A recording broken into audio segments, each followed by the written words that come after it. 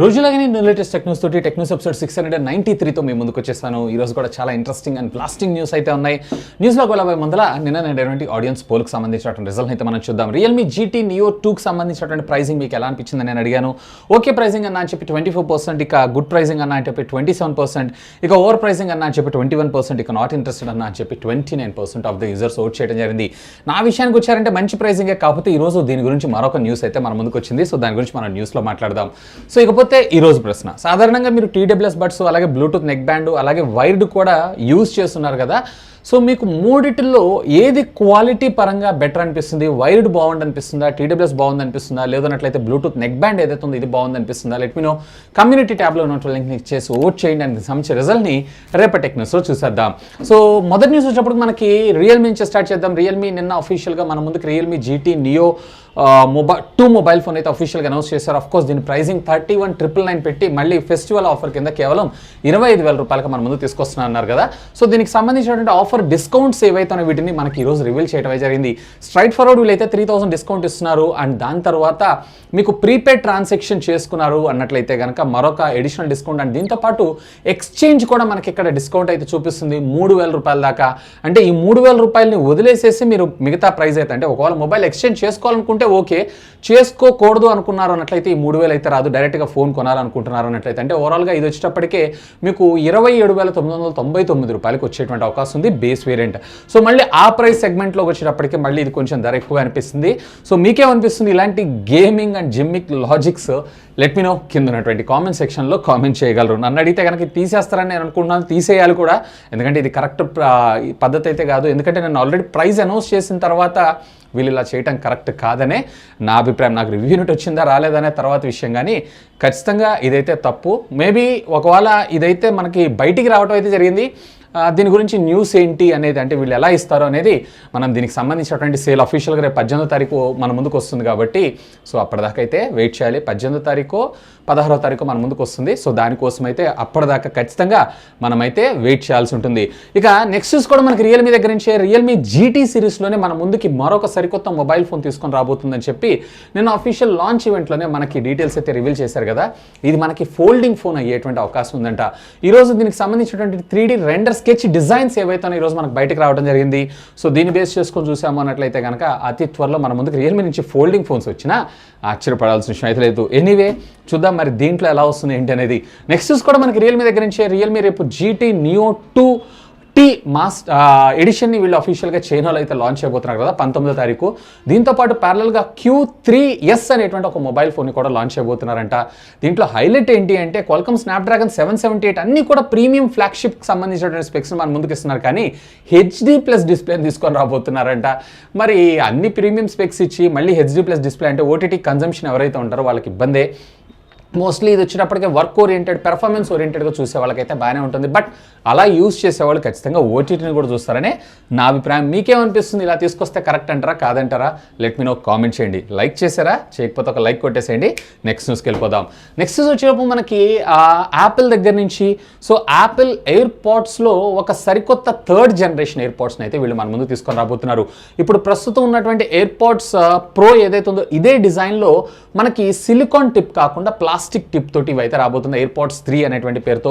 Even ఇందులో active noise క్యాన్సిలేషన్తో పాటు మనకు వైర్లెస్ ఛార్జింగ్ సపోర్ట్ని కూడా తీసుకొని వస్తూ, అండ్ దీంట్లో మనకి ఎడిషనల్గా మరొక హెల్త్ సెన్సార్ని కూడా యాడ్ చేయబోతున్నారు. దీని సహాయంతో మన హార్ట్ రేట్ మానిటర్తో పాటు మన ఒక్క బాడీ టెంపరేచర్ని కూడా మనం ఎప్పటికప్పుడు మానిటర్ చేసుకోవచ్చు అంట. ఎనీవే ఇది ఒక good move.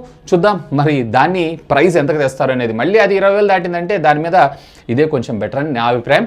Anyway hope for the best. Next వచ్చేప్పుడు మనకి సామ్సంగ్ దగ్గర నుంచి Samsung Galaxy A52 5G mobile phone చూసారు. దీంట్లో ఒక సరికొత్త వేరియంట్ని అఫీషియల్గా కంపెనీ ఈరోజు లాంచ్ చేయడం జరిగింది. దీని వచ్చేటప్పటికే mint green colour, Samsung Galaxy S21 fan ఎడిషన్లో అనుకుంటే ఈ కలర్ బాగా పాపులర్ అయింది. సో ఆ కలర్తో కూడా వీళ్ళు అఫీషియల్గా ఈరోజు మనకు మార్కెట్లోకి సేల్లోకి అయితే తీసుకొచ్చారు. ఒకవేళ ఆ మొబైల్ పర్చేజ్ చేసే వాళ్ళు ఉన్నారన్నట్లయితే ఈ కలర్ కోసం వెయిట్ చేస్తుంటే have a look on that. So next వచ్చేటప్పుడు మనకి OnePlus దగ్గర నుంచి, OnePlus దగ్గర కుప్పలు స్టాక్ ఉన్నాయి అనుకుంటా. OnePlus వాచ్లో మరొక స్పెషల్ ఎడిషన్ వాచ్ని అయితే మన ముందు తీసుకొచ్చారు. తీసుకొని రాబోతున్నారు. సో ఇప్పటిదాకా మనకు వన్ ప్లస్లో కోబాల్ట్ ఎడిషన్ వాచ్ని కూడా మనం చూసాం. ఈసారి ఇది వచ్చేటప్పటికి హ్యారీ పాటర్ ఎడిషన్కి సంబంధించినటువంటి వాచ్ని మనం చూసేటువంటి అవకాశం ఉందంట. సో ఎనీవే చూద్దాం మరి వీళ్ళు ఏం చేస్తారో. నెక్స్ట్ వచ్చేప్పుడు మనకి TSMC దగ్గర నుంచి TSMC ఇప్పుడు ప్రస్తుతం మనకి తైవాన్లో ఎక్కువగా మైక్రో ప్రాసెసర్ అలాగే చిప్స్ అన్నిటిని కూడా తయారు చేస్తుంటాయి. Taiwan semi conducting manufacturing company అని చెప్పని అంటూ ఉంటారు.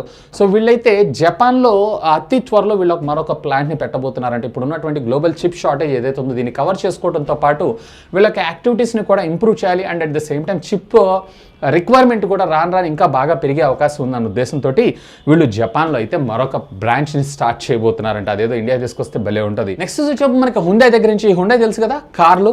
సో ఈ కార్ల కంపెనీస్ అన్నీ కూడా ఇప్పుడు ప్రస్తుతం మనం రోజు వింటూనే ఉన్నాం. చిప్ షార్టేజ్ వల్ల వీళ్ళ యొక్క ప్రొడక్షన్ ఏదైతే ఉందో చాలా వరకు తగ్గించారు. సో గ్లోబల్ ఎక్కడైనా కానీ ఆర్టిఫిషియల్ ఇంటెలిజెన్స్ యూజ్ చేస్తున్నారు అన్నట్లయితే కనుక ఖచ్చితంగా అక్కడైతే ఒక ప్రాసెసర్ ఉండాలి. అవన్నీ కూడా చిప్ మ్యానుఫ్యాక్చరింగ్ మీదనే జరుగుతూ ఉంటాయి. సో ఇప్పటిదాకా వీళ్ళందరూ కూడా మనకి TSMC ఇట్లాంటి కొన్ని రియలబుల్ సోర్సెస్ మీద అయితే ఆధారపడుతూ ఉంటారు.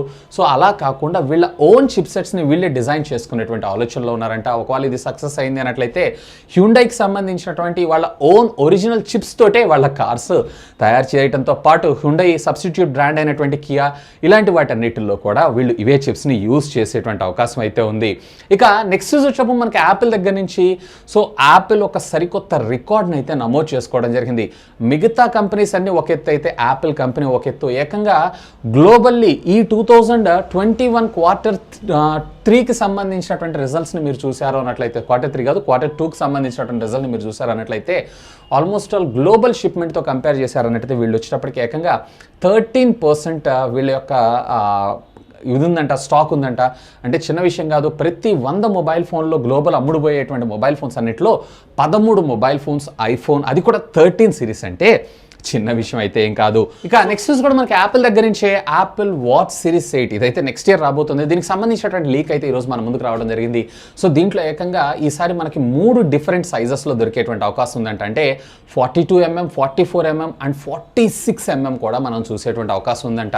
సో ఇప్పటిదాకా మనకి 2 వేరియంట్స్ మనం చూస్తున్నాం, 2 స్క్రీన్ సైజెస్లో. ఈసారి మనం 3 వేరియంట్స్లో చూసేటువంటి అవకాశం ఉంది. బట్ ఇది వచ్చేటప్పటికి ఇయర్ కాదు, 2022లో మన ముందుకైతే దర్శనం ఇవ్వనుంది. ఇక నెక్స్ట్ వచ్చేటప్పుడు మనకి రియల్మీ దగ్గర నుంచి, రియల్మీ కూడా అతి త్వరలో మన ముందుకి సూపర్ డాట్ ఫాస్ట్ ఛార్జింగ్ టెక్నాలజీని అయితే మన ముందు తీసుకొని రాబోతున్నారు. అఫ్కోర్స్ ఇప్పటిదాకా మీకు రియల్మీలో మాక్సిమం అంటే 65 వాట్స్ని మనం చూస్తుంటాం. అఫ్కోర్స్ వీళ్ళ పేటెంట్ కంపెనీ ఏదైతే ఉందో, పేరెంట్ కంపెనీ, దాంట్లో అయితే మనం 125 వాట్స్ కూడా ఆల్రెడీ చూస్తున్నాం. సో వాళ్ళ పేటెంట్ని వీళ్ళైతే యూజ్ చేయబోతున్నారు. సో దీంట్లో 4000 mAh కలిగినటువంటి బ్యాటరీ 33% అనేది జస్ట్ కేవలం 3 minutesలో కంప్లీట్ చేసుకోగలదంట.